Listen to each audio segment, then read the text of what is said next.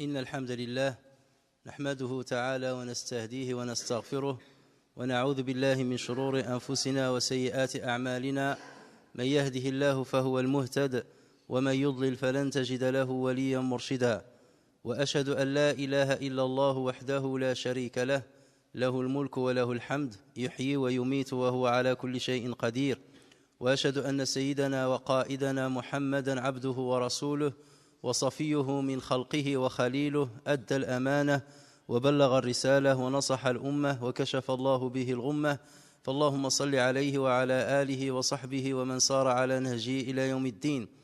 أما بعد، فإن أصدق الحديث كلام الله تعالى، وخير الهدي هدي نبينا محمد صلى الله عليه وسلم، وشر الأمور محدثاتها، وكل محدثة بدعة، وكل بدعة ضلالة، أجارني الله وإياكم من الضلال. يا أيها الذين آمنوا اتقوا الله حق تقاته ولا تموتن إلا وأنتم مسلمون. يا أيها الناس اتقوا ربكم الذي خلقكم من نفس واحدة وخلق منها زوجها وبث منهما رجالا كثيرا ونساء، واتقوا الله الذي تساءلون به والأرحام، إن الله كان عليكم رقيبا. يا أيها الذين آمنوا اتقوا الله وقولوا قولا سديدا يصلح لكم أعمالكم ويغفر لكم ذنوبكم، ومن يطع الله ورسوله فقد فاز فوزا عظيما. ربنا اجعلنا من الفائزين واجعلنا بفضلك من ورثة النعيم. ثم أما بعد، معشر المسلمين والمسلمات، ما زال حديثنا عن الهجرة النبوية وعن الدروس والعبر التي يمكن أن نستخلصها من هاته الهجرة ونجعلها نبراسا لنا في حياتنا على مستوى الأفراد والجماعات. الله تبارك وتعالى كان قادرا أن يسري بالرسول صلى الله عليه وسلم من مكة إلى المدينة، كما فعل قبل ذلك حين أسرى به من مكة إلى بيت المقدس، فذلك ليس بعزيز عن الله تبارك وتعالى، وهذا أمر سهل لله تبارك وتعالى. كان يمكن أن يبعث الله عز وجل بالبراق فينقل الرسول صلى الله عليه وسلم من مكة إلى المدينة، ولكن شاء الله تبارك وتعالى أن يسافر الرسول صلى الله عليه وسلم وأن يهاجر على قدميه، وأن يكون في صحبة أبي بكر الصديق، وأن يتعرض لكل الأخطار والأهوال التي تعرض لها كل المهاجرين ويتعرض لها كل مهاجر في سبيل الله عز وجل. فهنالك فرق شاسع بين الإسراء والهجرة النبوية. الإسراء المقصد منه هو تثبيت الرسول صلى الله عليه وسلم وتسليته أمام الأحداث التي تعرض لها وهو في مكة. الهدف منه هو تشريف الرسول صلى الله عليه وسلم بأن يؤم كل الرسل من قبله.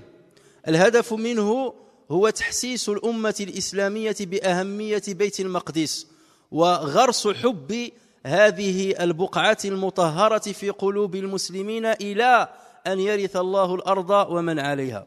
وهذه الأهداف كانت محدودة في وقتها. تثبيت الرسول صلى الله عليه وسلم كان محدودا في وقته ويخصه هو. تثبيت محبة أرض المقدس بالإسراء هذا قد انغرس في قلوب المؤمنين إلى يوم الناس هذا. إذن المقاصد كانت كلها محدودة في الزمان.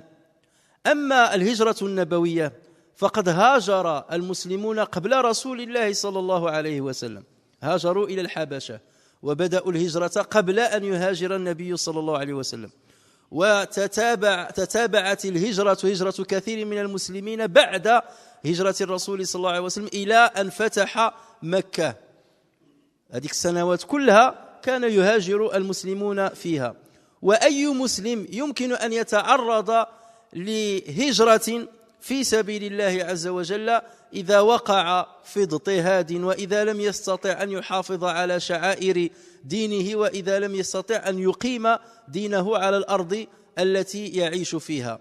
فلذلك أيها الإخوة الكرام، أراد الله تبارك وتعالى أن يهاجر الرسول صلى الله عليه وسلم كما هاجر من سبقه وكما سيهاجر من بعده، حتى يستخلص الناس أكبر عدد من الدروس والعظات من خلال هجرة الرسول صلى الله عليه وسلم، وحتى يعيش الرسول صلى الله عليه وسلم ما يعيشه الناس في هجرتهم فيكون أسوة لهم في كل وقت وفي كل حين. هكذا يمكن أن نستخلص الحكمة من هجرة الرسول صلى الله عليه وسلم على الشكل الذي هاجر به إلى المدينة. Chers frères et sœurs, nous sommes toujours en train de parler de la hijra, de l'immigration du prophète sallallahu alayhi wa sallam et des leçons que nous pouvons tirer de ce grand événement. Allah Azza wa Jal était capable de faire un voyage nocturne ou diurne d'ailleurs pour le prophète sallallahu alayhi wa sallam depuis la Mecque jusqu'à Médine. C'est quelque chose qui était très facile pour lui. Il l'a déjà fait pour lui lorsqu'il a déplacé de la Mecque jusqu'à Jérusalem et de Jérusalem jusqu'au 7e ciel. Donc ce n'était pas un fardeau, ce n'était pas quelque chose de difficile pour Allah Azza wa Jal. Mais Allah Azza wa Jal a voulu que le prophète sallallahu alayhi wa sallam accomplisse l'hijra selon la forme qu'il l'a accomplie pour plusieurs leçons que nous allons voir au fur et à mesure. La différence entre l'Isra ou le Mi'raj ou le Hijra, c'est que les objectifs de l'Isra et le Mi'raj étaient limités dans le temps. Allah Azza wa Jal a voulu soutenir le prophète sallallahu alayhi wa sallam, renforcer sa foi, lui donner encore plus de courage devant toutes les tribulations par lesquelles il est passé lorsqu'il était à la Mecque. Allah Azza wa Jal, par ce voyage, a voulu honorifier le prophète sallallahu alayhi wa sallam, l'honorer en le mettant l'imam des prophètes et des messagers qui l'ont précédé. Allah Azza wa Jal a voulu enraciner l'amour de Jérusalem et de cette terre bénie dans le cœur des musulmans. Donc ces objectifs étaient limités dans le temps et ils ont été atteints puisque le prophète sallallahu alayhi wa sallam a été renforcé dans sa foi. Le prophète sallallahu alayhi wa sallam a manifesté encore plus de courage, plus de patience, plus de sacrifice que ce qu'il n'a fait auparavant. Et l'amour de Jérusalem s'est ancré dans le cœur des musulmans jusqu'aujourd'hui et jusqu'à la fin des temps. Donc, puisque les objectifs étaient limités dans le temps, Allah Azza wa Jal a voulu donner ce miracle au prophète sallallahu alayhi wa sallam en le déplaçant avec la manière que vous savez, en utilisant Al-Buraq, qu'il l'a fait déplacer, c'est-à-dire depuis la Mecque jusqu'à Jérusalem. Mais l'Hijra, c'est un événement qui a concerné déjà les musulmans avant le prophète sallallahu alayhi wa sallam et qui a concerné même des prophètes et des messagers avant le prophète sallallahu alayhi wa sallam, comme Isa alayhi salam, comme Ibrahim alayhi salam et d'autres prophètes. L'Hijra, c'est un événement qui peut concerner n'importe quel musulman. D'ailleurs, les musulmans ont immigré en Abyssinie avant le prophète. Ils ont commencé l'Hijra vers la Médine avant le prophète sallallahu alayhi wa sallam. Ils ont continué à émigrer après le prophète sallallahu alayhi wa sallam jusqu'à la conquête de la Mecque, donc plusieurs années après le déplacement du prophète sallallahu alayhi wa sallam. Et vu que cet événement-là est difficile, vu que cet événement-là représente un vrai risque pour celui qui va l'accomplir, nécessite énormément de sacrifices, Allah Azza wa Jal a voulu que le prophète sallallahu alayhi wa sallam le fasse exactement comme le font tous les musulmans, afin qu'il reste toujours leur exemple à ce niveau-là. Allah Azza wa Jal a voulu que le prophète sallallahu alayhi wa sallam affronte les difficultés, affronte le risque d'être tué, comme pourrait l'affronter n'importe quel autre musulman. Et voilà pourquoi Allah Azza wa Jal n'a pas voulu donner un grand miracle comme celui de l'Isra au prophète sallallahu alayhi wa sallam lors de cet événement. Et d'ailleurs, nous le lisons dans le Coran, lorsqu'Allah Azza wa Jal parle de ceux qui subissent la transgression et qui résident dans un pays où ils subissent la transgression et qui n'arrivent pas à appliquer leur religion au moment de leur mort, ils n'ont pas d'excuse à trouver devant Allah Azza wa Jal le jour où ils seront jugés. Et c'est ainsi que Allah Azza wa Jal dit à propos de cette catégorie de personnes, ceux qui ont fait du tort à eux-mêmes, les anges enlèveront leur âme en disant: où en étiez-vous à propos, bien entendu, de votre religion? Pourquoi vous n'avez pas pratiqué votre religion? Nous étions impuissants, nous étions persécutés. Nous étions impuissants sur terre, disent-ils. Dirent-ils, alors les anges diront: la terre d'Allah n'était-elle pas assez vaste pour vous permettre d'immigrer? Donc cette immigration, elle peut concerner n'importe quel musulman qui est dans cet état bien précis. Et voilà pourquoi donc le prophète sallallahu alayhi wa sallam a couru des risques pendant son voyage. Il l'a fait sans qu'il n'y ait... Il y avait des petits miracles qui l'ont accompagné, comme on le verra, mais il n'y avait pas un grand miracle qui aurait pu lui épargner tous les risques par lesquels il est passé lors de son déplacement. الهجرة أيها الإخوة الأفاضل قد تخص كل مسلم في كل مكان وفي كل زمان. هجرة الكفر إلى الدين، هجرة الكفر حين لا يستطيع المسلم أن يؤدي شعائر دينه، لا تستطيع أن تصلي، لا تستطيع أن تصوم، لا تستطيع أن تحج، حرم عليك ذلك، إن فعلت ذلك قتلت وشردت. آنذاك يعني لا يمكن أن تبتعد عن دين الله عز وجل وتهنأ بعيش رغد، وحين تكون أمام الله تبارك وتعالى تعتذر بأنك كنت مستضعفا. لا، هذا ليس بعذر، كان عليك أن تهاجر.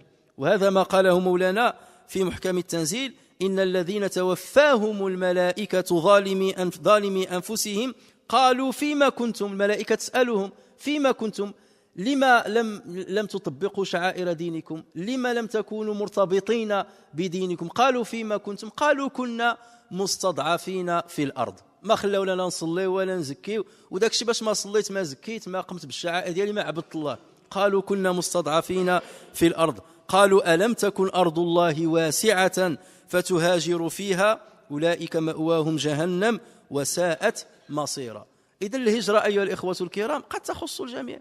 الهجرة خصت المسلمين في الأندلس بعد أن استوطنوها أكثر من 8 قرون، 800 عام، أكثر من 800 عام هم جالسين في الأندلس المسلمين.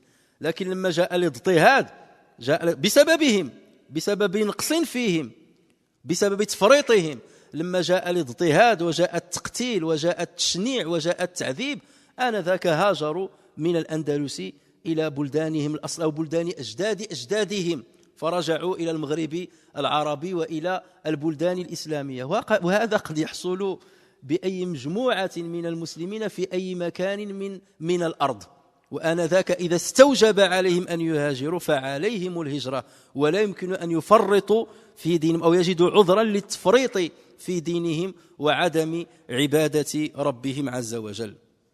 أول درس نستفيده من هجرة النبي صلى الله عليه وسلم وصحابته الكرام هو روح التضحية، روح التضحية التي يجب أن يتمتع بها كل مسلم وضع يقينه في الله تبارك وتعالى.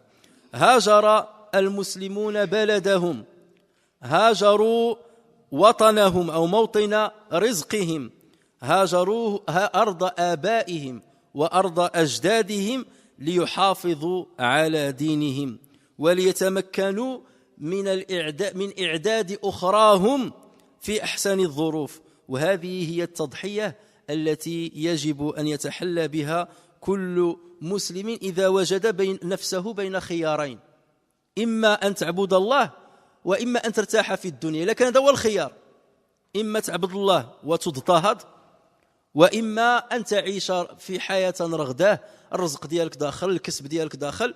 فكاين بعض الناس اللي تقول لك أنا أفضل الكسبة على العبادة، أفضل الكسبة وراحة البال على العبادة والالتزام بأوامر الدين. لا يريد أن يضحي بحياته أو لا يريد أن يضحي بشيء من النعم التي يعيش فيها. هذا المسلم أيها الإخوة الكرام لم يتحلى بتضحية الرسول صلى الله عليه وسلم، ولم يتحلى بتضحية الصحابة الكرام، ولم يفهم المغزى من ابتلاء الله تبارك وتعالى لعباده، ولم يفهم المغزى من وجوده على البسيطة، لأن المغزى من وجودنا هو الابتلاء، هو الابتلاء الذي خلق الموت والحياة ليبلوكم أيكم أحسن عملا. هذا هو المغزى من الحياة. فيأتي على المسلم زمان أو وقت أو ظروف لا بد أن يختار فيها وأن يضحي فيها من أجل دينه. في عملك تعمل في الحرام فتقف بين أمرين: إما أن أعمل في الحرام ويكون لي كسب يعني يهيئ لي حياة رغدة، وإما أن أتخلص من العمل في الحرام حتى أطيع الله تبارك وتعالى وأضع ثقتي في الله عز وجل. فالخيار واضح لمن آمن بالله ربا وآمن بالله رازقا ورزاقا، الأمر واضح. أما اللي مازال عنده الغبش وعنده الشك هذاك هو اللي تيبيع الدين ديالو بالأمور دنيوية بسيطة.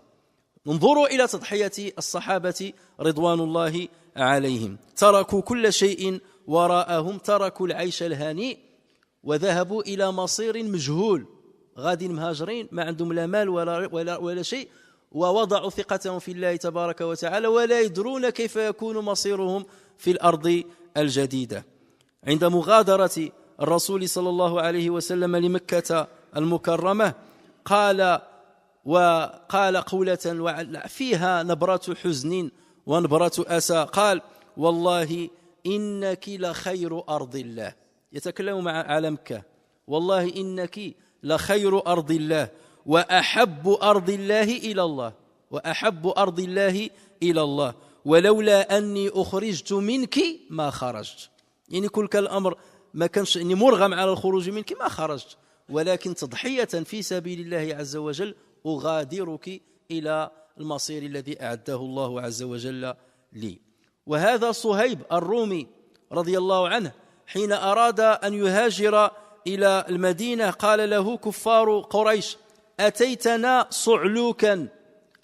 صعلوكا حقيرا، فكثر مالك عندنا وبلغت الذي بلغت.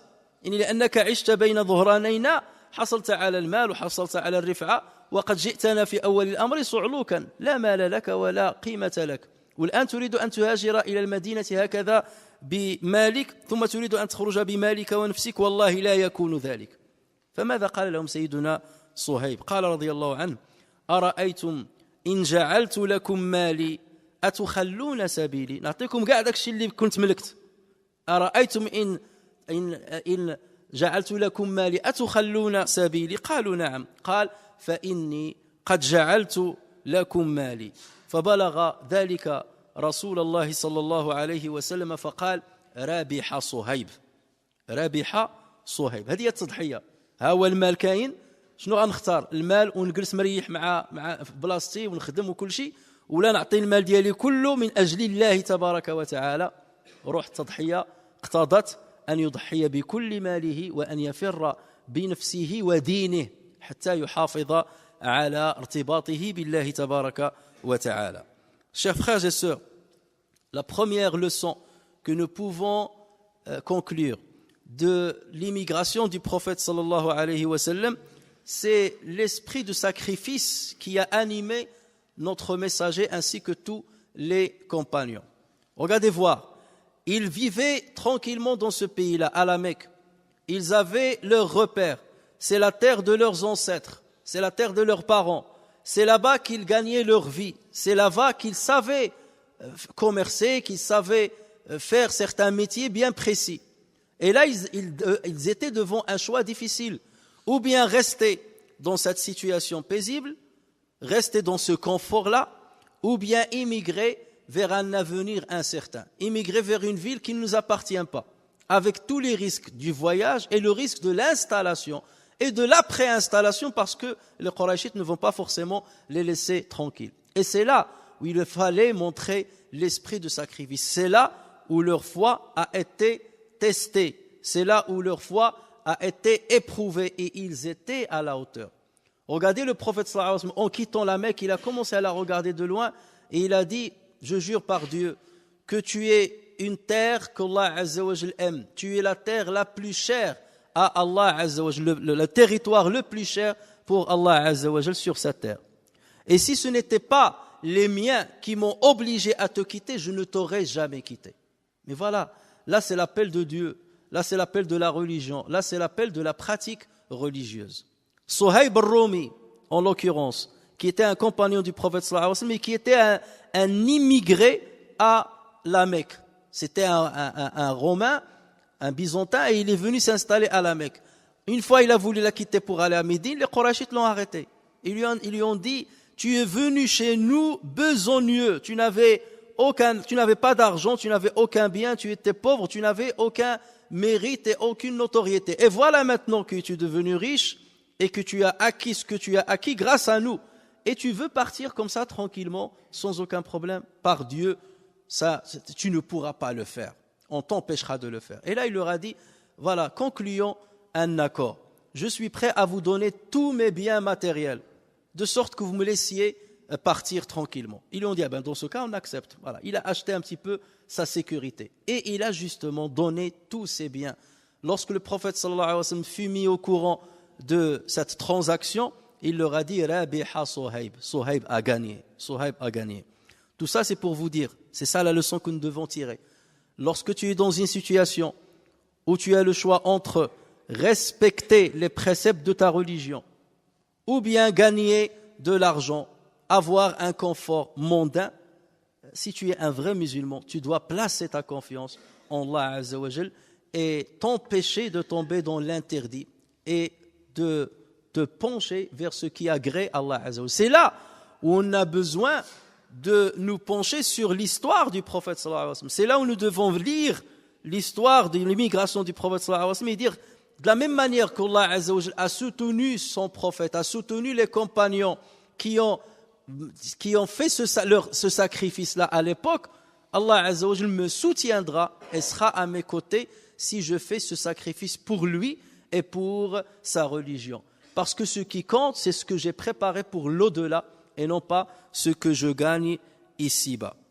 Et bien entendu, lorsqu'on parle de cela, ça c'est dans des situations qui, pas seulement de l'immigration, immigrer un pays ou quoi que ce soit, lorsque tu es dans un pays où tu peux accomplir tes obligations et tes observances religieuses. Ici, par exemple, en France, nous prions comme nous le voulons, comme nous l'entendons. Nous construisons les mosquées comme nous l'entendons. Nous jeûnons comme nous l'entendons. Nous accomplissons le pèlerinage comme on veut. Donc rien ne nous restreint pour accomplir nos obligations. Donc dire que nous sommes obligés de quitter ce territoire pour aller ailleurs, c'est faux. Parce que déjà, si on va dans cette logique-là, plus de 60% des musulmans vivent comme des minorités dans des pays musulmans. Et s'ils doivent tous quitter leur pays respectifs, donc où est-ce qu'on va les mettre? Où est-ce qu'on va les mettre? Il n'y a pas que les musulmans, les 6 millions de musulmans ici en France. Si vous allez en Inde, les 120 millions de musulmans qui sont en Inde, ils ne sont pas dans un pays musulman. Les plus de 30 millions de musulmans qui sont en Chine, 10% de la population russe qui est musulmane. Donc il faut voir partout dans le monde, la majorité des musulmans ne vivent pas sur des terres musulmanes. Donc il ne faut pas faire l'amalgame. Le prophète a immigré, donc nous devons immigrer. Non, tout dépend de la situation où tu es. Tant que tu peux exercer ton culte sans aucune gêne, là il n'y a pas de problème. C'est vrai qu'il y aura toujours, tu seras toujours éprouvé, et parfois nous sommes plus éprouvés dans les pays dits musulmans que dans les pays non musulmans. Tu bénéficies parfois de plus de liberté de culte dans des pays non musulmans que dans les pays musulmans. Et ça, on le sait pertinemment, on le sait très bien. Donc, il ne faut pas faire d'amalgame à ce niveau. Mais ton devoir, c'est de maintenir les conditions qui te permettent d'exercer ton culte comme il faut. Il ne faut pas tomber dans le laisser-aller. Je suis tranquille. Non, il y aura toujours des détracteurs. Et nous avons des détracteurs ici même en France qui ne veulent pas que cette religion reste, qui ne veulent pas que les musulmans restent. Il y en a et il y en aura. Et ils seront de plus en plus nombreux. Mais encore faut-il faire quelque chose en tant que musulman. Faire quelque chose, ce n'est pas se bombarder ou tuer des gens. Non. Faire quelque chose, c'est renforcer ta position dans cette société. C'est que ta parole puisse être acceptée dans cette société, respectée dans cette société. Et ceci se fait par le respect que tu manifestes, par la force dans différents domaines que tu dois avoir, dans le domaine économique, dans le domaine intellectuel, dans n'importe quel domaine. Tu dois te faire respecter et on te respectera. Parce que nous sommes dans un système où le plus fort se fait respecter. Le plus fort dans tous les domaines, bien entendu.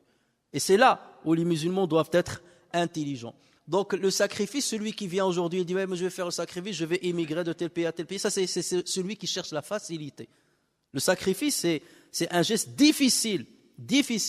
Alors qu'accomplir aujourd'hui parfois ce que certains appellent l'hijra, ce n'est pas un geste difficile. Voilà. Et beaucoup d'ailleurs, lorsqu'ils la font, ils ont déjà ramassé pas mal d'argent. Si tu lui dis laisse tout ici et fais l'hijra, là tu vas me montrer ce que c'est que le sacrifice.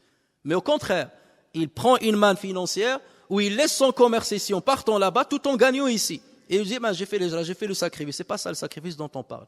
Ce n'était pas le sacrifice du prophète. Le sacrifice que tu dois faire, c'est de transmettre la religion à tes enfants. C'est de maintenir la religion respectée dans ce pays-là.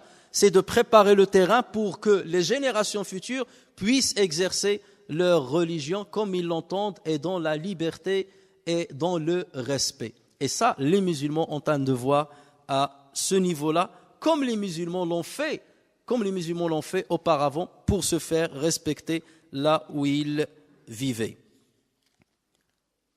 أيها الإخوة الأفاضل، الدرس الثاني الذي نستفيده من هجرة الرسول صلى الله عليه وسلم هو عدم الوقوع في اليأس. انظروا، الرسول صلى الله عليه وسلم ظل 13 سنة وهو يدعو إلى الله عز وجل في مكة، وواجه كل الصعاب وذاق كل ألوان التعذيب والتنكيل والهوان، هو وصحابته الكرام، منهم من قتل، منهم من شرد، منهم من طرد. يعني ونحن نعلم كل ما عاشه الرسول صلى الله عليه وسلم وصحابته. وضعوهم في شعب من شعاب مكة، لا يبايعونهم، لا يتزوجون منهم، لا يشترون منهم مدة 3 سنوات. هذا أمر ليس بالهين. كل هذه الأمور عاشها الرسول صلى الله عليه وسلم، ولكن الرسول صلى الله عليه وسلم لم ييأس أبدا، بل دام على دعوته وراح إلى الآفاق يبحث عن موطئ جديد. ذهب إلى الطائف على قدميه يدعو أهلها بني ثقيف إلى الإسلام، فرموه كما تعلمون بالحجارة، ثم رجع إلى مكة وعرض نفسه على كل القبائل التي كانت تأتي في موسم الحج. عرض نفسه على ما لا يقل عن 15 قبيلة عرض الرسول صلى الله عليه وسلم نفسه عليهم يدعوهم إلى الإسلام. ما يئس الرسول صلى الله عليه وسلم، لم يثنيه رفض الناس عن الدعوة والاستمرار فيها، إلى أن يسر الله عز وجل له ظروفا مواتية للهجرة، بأن أذعن أهل يثرب آنذاك للرسول صلى الله عليه وسلم الذين أصبحوا فيما بعد الأنصار. فالله تبارك وتعالى أذعن هؤلاء إلى الرسول صلى الله عليه وسلم، فكانت بيعة العقبة الصغرى وبيعة العقبة الكبرى، وبعث الرسول صلى الله عليه وسلم بمصعب بن عمير إلى المدينة ليعلم الناس الدين، حتى انتشر في كل الأوساط، وما بقي بيت من بيوت أهل المدينة من المشركين إلا ودخل الإسلام فيه. كل ذلك كان جوابا من الله تبارك وتعالى على التضحية وعلى روح التفاؤل التي تلبس بها الرسول صلى الله عليه وسلم وهو في مكة. وهذا يجب أن يكون حال كل مسلم، خاصة نحن في هذا البلد نرى الناس يحاربوننا من كل مكان، يحاولون أن يحدوا من مساجدنا، يحاولون أن يحدوا من دعوتنا، ويخططون ويرسمون الخطط ويمكرون. كل هذه الأمور نعلمها أيها الإخوة الكرام. يريدون ليطفئوا نور الله بأفواههم كالعقلاء الذين لا يريدون لنا ضررا، ولكن هنالك من الأعداء وهم كثر الذين يريدون الضرر بالمسلمين وبالإسلام في هذه البلدة. هذا أمر نعلمه، ولكن المسلم لا يأس أبدا. ما دام الإيمان ينبض في قلبك، وما دام المسلمون يعيشون كأمة متراصة مصطفة وراء الحق، لا يمكن أبدا أن تخبو شعلة دين الله تبارك وتعالى. يريدون ليطفئوا نور الله بأفواههم والله متم نوره أو متم نوره ولو كره الكافرون. هو الذي أرسل رسوله بالهدى ودين الحق ليظهره على الدين كله ولو كره المشركون. هذا وعد الله عز وجل، ولكن ولو كره المشركون، ولكن المسلمين عندهم واجب. ولذلك في سورة الصف شنو قال الله عز وجل بعد ما قال هذا الكلام؟ قال: يا أيها الذين آمنوا كونوا أنصار الله كما قال عيسى بن مريم للحواريين من أنصاري إلى الله؟ قال الحواريون نحن أنصار الله، فآمن طائفة من بني إسرائيل وكفر الطائفة فأيدنا الذين آمنوا على عدوهم فأصبحوا ظاهرين. ولكن لما كانوا أنصار الله، وهذا الذي نحتاجه أيها الإخوة، كونوا أنصار الله حتى لا تخبو شعلة الإيمان فيكم، وحتى لا يحارب دين الله عز وجل بين ظهرانيكم. الرسول صلى الله عليه وسلم هكذا لم ييأس، والمؤمن لا ييأس من روح الله تبارك وتعالى، بل يجاهد نفسه ويعمل ويكد ويتفاءل حتى سيدي لما انتصرش أنا في الدنيا ولم أرى بوادر النصر في حياتي، البوادر هذه وعلامات النصر وكذا يعيشها أولادي ويعيشها أحفادي. زرعوا فحصدنا ونزرع فيحصدون. هذه هي سنة الحياة. حنا الله عز وجل لا يأمر منا أن يكون لنا النصر وأن تكون لنا الرفعة 100% وأن نحصل على ذلك على مستوى الأفراد، ولكن على مستوى الأمة برمتها وعلى أبعاد تقدير. أنت المهم أن متى وجدتك الموت، متى جاءتك الموت وجدتك مجاهدا في سبيل الله عز وجل، وجدتك قائما على دين الله تبارك وتعالى، وجدتك منافحا على حرمة هذا الدين. هذا اللي غتحاسب عليه. أما الراحة أيها الإخوة الكرام راه ماشي هنا، الراحة في الأخرى، الراحة في الأخرى. والرسول صلى الله عليه وسلم كما رأيتم في حياته مع أنه فتح مكة عاش بعدها حروبا وقاس بعد فتح مكة إلى أن توفته المنية، لأن هذه سنة الحياة. سنة الحياة ماشي أنك تعيش النصر، سنة الحياة هي أن تبحث عن أسباب النصر وتؤجر عليه آنذاك في أخراك. إذا كان الأجر في الدنيا مرحبا به، إن لم يأتي في الدنيا المهم أن يكون في الأخرى. Chers frères et sœurs, la deuxième leçon que nous pouvons tirer de l'histoire de l'immigration du prophète sallallahu alayhi wa sallam, c'est que le musulman ne perd jamais espoir. Le prophète sallallahu alayhi wa sallam est resté très endurant à la Mecque, à appeler à l'islam, à appeler à Dieu avec la meilleure des façons. Et comme vous le savez, il a subi les pires des supplices, lui et ses compagnons. On a mis un embargo, on a placé un embargo contre eux pendant 3 ans jusqu'à ce qu'ils ne trouvaient pas de quoi manger, au point qu'ils mangeaient des feuilles des arbres. On a interdit à ce qu'on leur vende quelque chose ou à acheter d'eux quelque chose, à ce qu'on se marie avec eux. Donc il y avait un embargo économique, un embargo social contre les musulmans. Des musulmans ont été tués, des familles ont été tuées. Et jamais le prophète sallallahu alayhi wa sallam n'a perdu espoir. Le musulman ne perd jamais espoir. Le prophète sallallahu alayhi wa sallam faisait ce qu'il devait faire, préparer les moyens de causalité, le gain ou bien la victoire, peu importe quand est-ce qu'elle viendra, qu'elle vienne maintenant, d'ici 3 générations, 4 générations, peu importe. Ton devoir, c'est de préparer les outils pour qu'il y ait ce triomphe. C'est de préparer les outils pour que la religion d'Allah Azza wa Jal reste stable et saine sur sa terre. C'est ça ton devoir. Si tu veux le repos, cherche-le dans l'au-delà. S'il vient ici, tant mieux. S'il ne vient pas, tu le trouveras dans l'au-delà. Le prophète sallallahu alayhi wa sallam, lorsqu'il a conquis la Mecque, il ne s'est pas installé à la Mecque. Il n'a pas considéré que voilà, j'ai été quitté de la Mecque, on m'a obligé à partir de la Mecque, maintenant je l'ai conquise, donc maintenant on peut se reposer à la Mecque. Non, tout de suite, il est rentré à la Mecque, quelques jours il est resté là-bas, et ensuite il est reparti. La mission n'a pas fini. Ce n'est pas ce que je cherchais, ce n'est pas seulement la victoire, ce n'est pas ça ce que je cherche. Ce que je cherche, c'est de partager cette foi avec ceux qui l'acceptent. Mon devoir, c'est de proposer cette foi, c'est de l'expliquer aux autres, c'est de transmettre le message d'Allah Azza wa Jal aux autres. Et ceci ne se limite ni dans un territoire, ni dans un temps donné. C'est comme ça qu'il faut comprendre la situation. Et c'est comme ça que le musulman doit travailler sans jamais perdre espoir en Allah Azza wa Jal. Lorsque la mort surviendra, il faut qu'elle te trouve en train de défendre ta religion, en train de pratiquer ta religion, en train de préparer le terrain pour les générations futures. C'est ça ce qui compte. Au moment de ta mort, tu es dressé, tu es en train de lutter pour le bien de ta religion. C'est ça ce qui compte. Et non pas, le but n'est pas de trouver la quiétude au moment de ta mort, de trouver que tu es victorieux au moment de ta mort. Peu importe quand la victoire vient. Si elle va toucher nos enfants, nos petits-enfants et ainsi de suite, c'est ça ce que nous cherchions. Et c'est ça ce que nous devons chercher.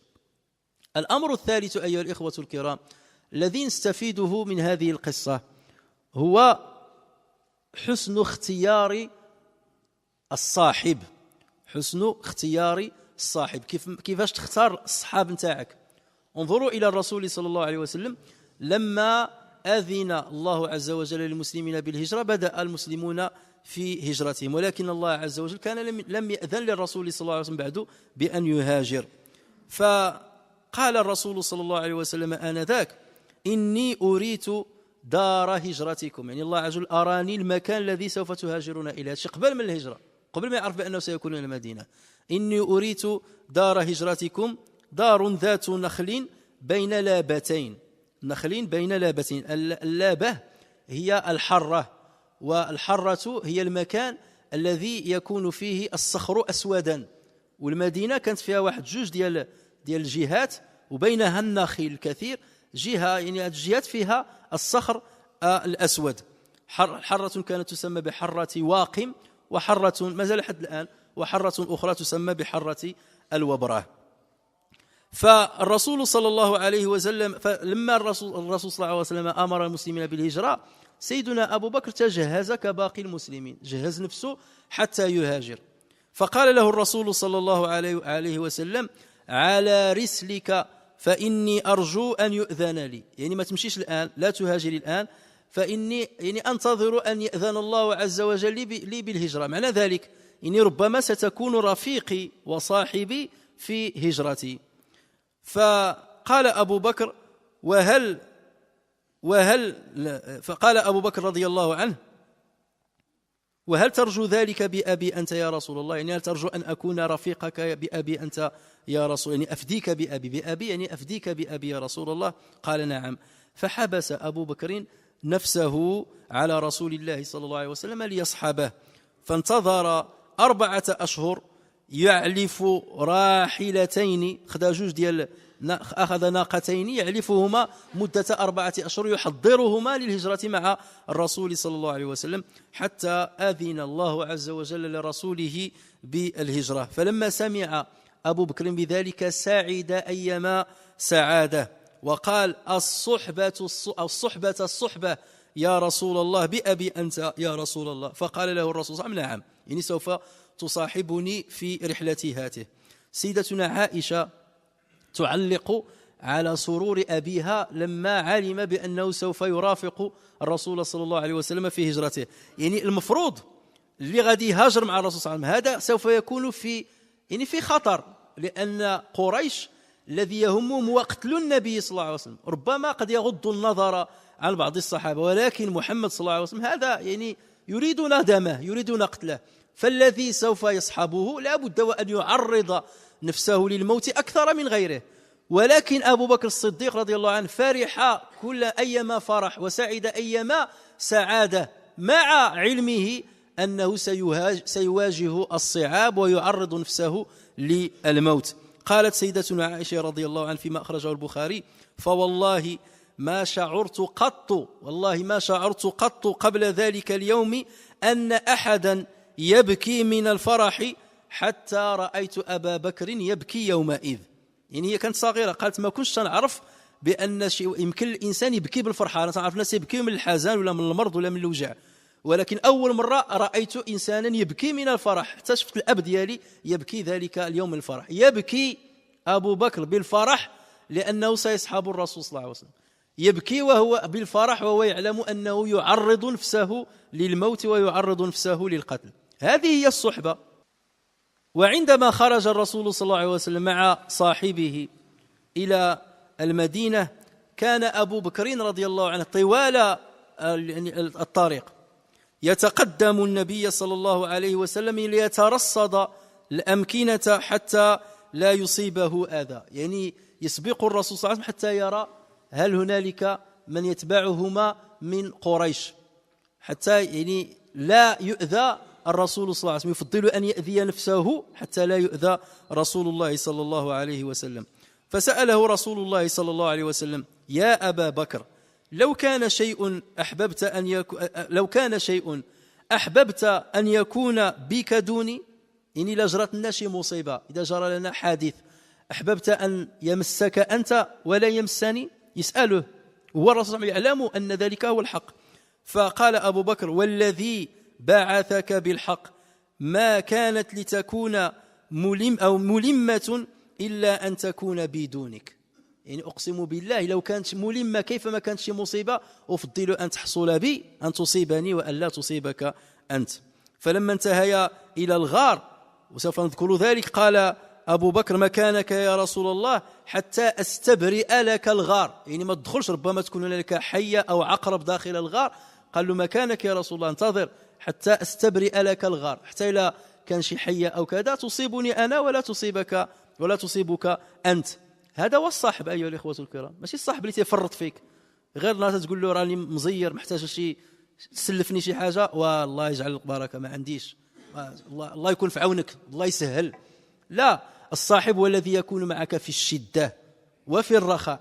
الصاحب هو الذي يؤثر نفسه عليك، يؤثر نفسه عليك، يفضلك أنت على نفسه، هذا هو الصاحب. وهكذا كان أبو بكر رضي الله عنه، وهكذا كان حبه لرسول الله صلى الله عليه وسلم. ونرى مدى حب أبي بكر رضي الله عنه للرسول صلى الله عليه وسلم من خلال عدة مواقف في هجرتهما.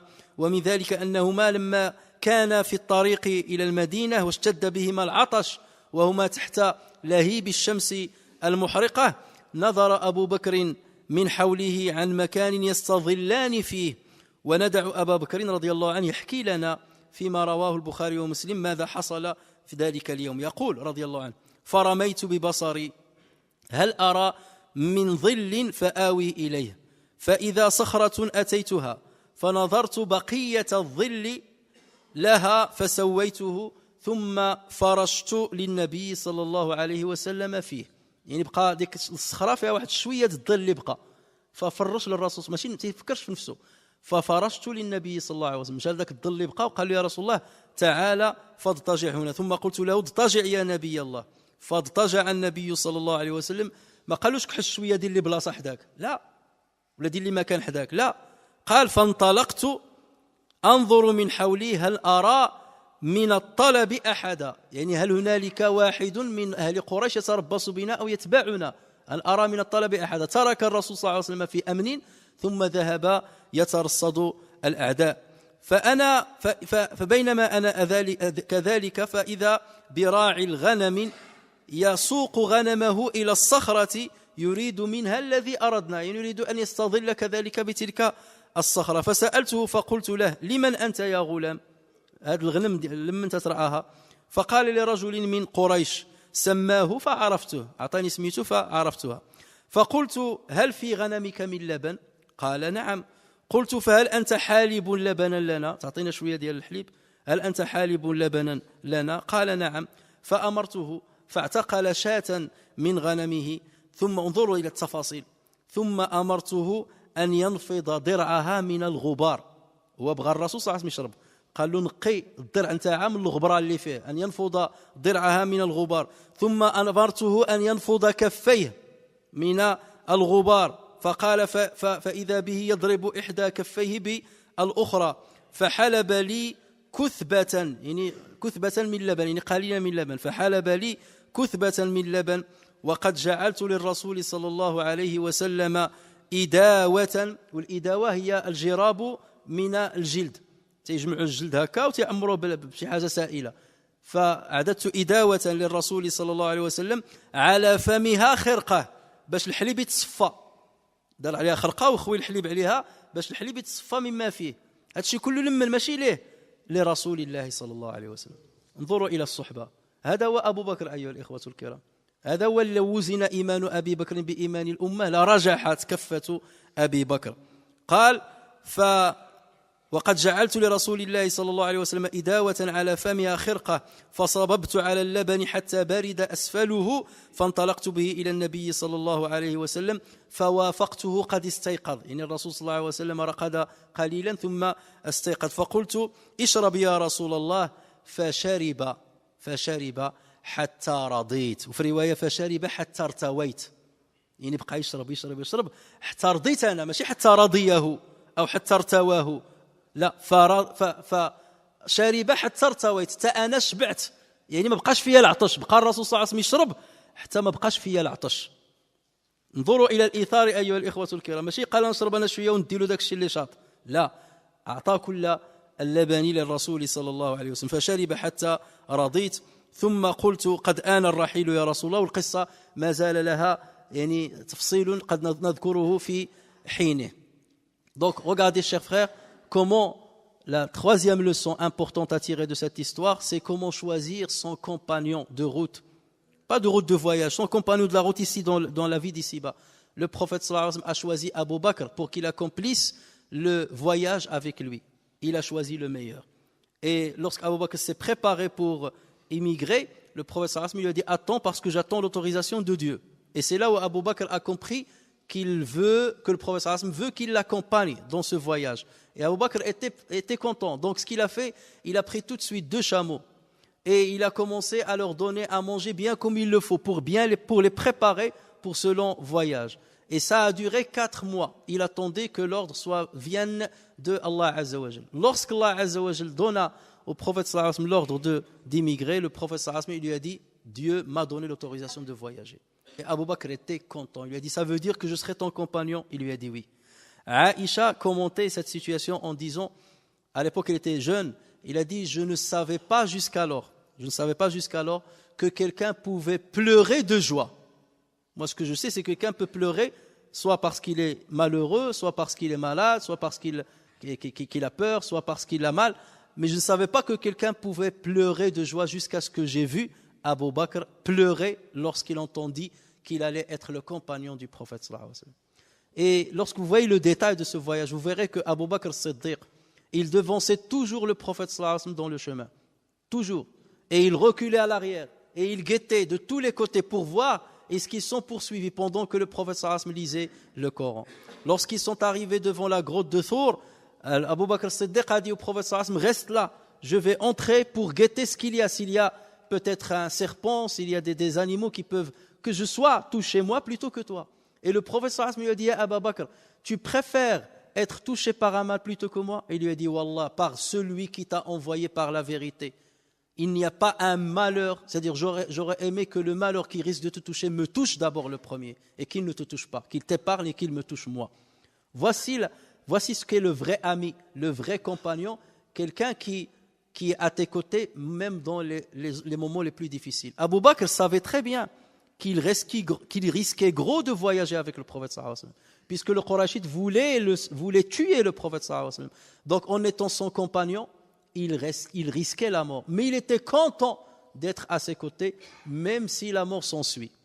Et c'est cela, le vrai compagnonnage de Abu Bakr. Un jour, Abu Bakr était en train de faire son prêche, et il leur a dit, qui d'entre vous connaît Surat Tawbah? Et un lui a dit, je la connais. Il lui a dit, récite-la. Il a commencé à la réciter. Jusqu'à ce qu'il arriva au moment où Allah Azza wa Jalla a dit illa tansuruhu faqad nasarahu Allah idh akhrajahu alladhina kafaru thaniya ithnayn idh huma fil ghari idh yaqulu li sahibihi la tahzan inna Allah ma'ana fabaka Abu Bakr wa qala ana sahibuhu. Dans ce verset, lorsqu'Allah Azza wa Jalla dit si vous ne lui apportez pas secours, Allah Azza wa Jalla lui a déjà apporté secours lorsqu'il était l'un des deux, lorsqu'il dit à son compagnon ne sois pas infligé, Allah Azza wa Jalla avec nous. Abu Bakr a pleuré, il a dit j'étais son compagnon.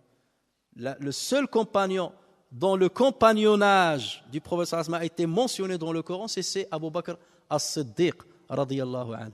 Et ça, c'est une faveur qu'Allah Azza wa Jalla a donnée à ce grand compagnon.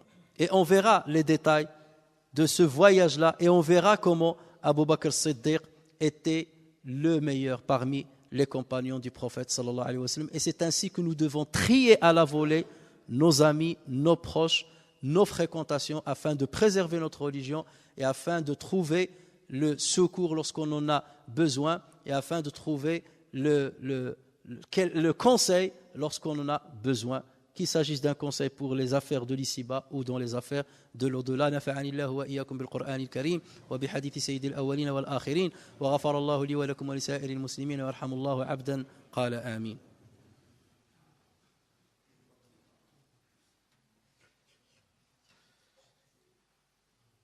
Alhamdulillah wa salatu wa salam ala rasulillah wa ala alihi wa sahbihi wa man wala. Chers frères et sœurs, comme vous le savez, donc nous reprenons les activités culturelles et d'enseignement à la mosquée à partir de l'entrée de la semaine prochaine. Et donc, nous incitons les frères et sœurs à s'inscrire dans différents cours qui sont assurés ici même à la mosquée. Pour ceux qui ne connaissent pas l'arabe ou qui ne sont pas très performants en arabe, nous avons créé un institut de langue arabe pour les adultes. Déjà, on commence par les adultes et on l'étalera pour les plus jeunes. Donc, on a créé un institut aussi bien pour les hommes que pour les femmes avec une nouvelle méthode. Donc, nous enjoignons tous les frères et sœurs qui veulent s'inscrire de le faire le plus rapidement possible parce que les cours vont débuter à partir de la semaine prochaine. Pour ceux qui veulent apprendre At-Tajwid, la lecture du Coran. Il y aura toujours un cours le lundi soir. Donc, inscrivez-vous maintenant. Si on parle de Jumu'ah, de tout ce qu'on vous raconte là, c'est que nous attendons de tout le monde un engagement. Et l'engagement commence par connaître bien comme il faut sa religion, par pratiquer bien comme il faut sa religion. Et on ne peut accepter aujourd'hui qu'il y ait des musulmans qui ne savent pas parfaire la langue du Coran, qu'il y ait des musulmans qui ont énormément de temps libre et qui n'en profitent pas pour apprendre leur religion, alors que les mosquées, toutes, sans exception, dispensent des cours à la hauteur, alhamdoulilah, pour tout le monde, pour les grands comme petits, pour les femmes comme les hommes. Chacun de nous doit réserver une partie de son temps, de sa semaine, afin qu'il fréquente la mosquée pour apprendre la religion. Et le prêche du vendredi n'est pas suffisant pour apprendre comme il faut sa religion. Vous connaîtrez mieux votre religion, vous saurez mieux la transmettre à vos enfants et aux générations futures. C'est comme ça que vous préserverez l'islam et c'est la meilleure réponse que vous donnerez aux détracteurs de notre religion et non pas le fait de se délabrer au niveau de votre connaissance et au niveau de votre pratique religieuse. Donc il y aura des cours, pratiquement tous les jours il y a des cours. Vous aurez, Inch'Allah, les informations. Il y a déjà des informations sur Internet et vous pouvez aussi consulter les frères et sœurs dans la mosquée afin d'avoir plus de détails et vous inscrire le plus tôt possible pour que l'on puisse distribuer le cours selon le nombre de demandeurs. الأمر الآخر نطلب من مجموعة من الإخوة جاءوا إلينا من إسبانيا من مدريد ويطلبون منا جمع تبرعات لمسجدهم فنطلب من الإخوة أن يكونوا كرماء معهم وأن يعينوهم في هذا المشروع العظيم عسى أن يجعل الله عز وجل ذلك في ميزان حسناتهم. Il y a un groupe de frères qui sont venus de Madrid afin de collecter l'argent pour leur mosquée. Donc nous enjoignons tous les frères à donner de leur argent afin d'aider ce projet-là et que Allah Azza wa Jal vous rembourse ce que vous allez donner et vous réserve cela pour le jour du jugement. نفعني الله وإياكم بالقرآن الكريم وبحديث سيد الأولين والآخرين. اللهم اغفر لنا وارحمنا وعافنا واعف عنا واجبرنا. اللهم وفقنا لعمل الخير وخير العمل واجعلنا من الأتقياء الأنقياء الأصفياء البراء من كل شرك. اللهم اهدنا واهد بنا واجعلنا سببا لمن اهتدى. اللهم وفقنا لما تحب وترضاه. اللهم اجعل يومنا خيرا من أمسنا واجعل غدنا خيرا من يومنا. اللهم إنا نسألك رضاك والجنة ونعوذ من سخطك والنار. لا تدع اللهم في مقامنا هذا ذنبا إلا غفرته ولا هما إلا فرجته ولا ضالا إلا هديته ولا مبتلا إلا عافيته ولا ميتا إلا رحمته ولا مريضا إلا شفيته ولا حاجة من حوائج الدنيا والآخرة هي لك رضا ولنا فيها صلاح إلا قضيتها لنا برحمتك يا أرحم الراحمين. رب اغفر وارحم وتجاوز عما تعلم إنك أنت الأعز الأكرم.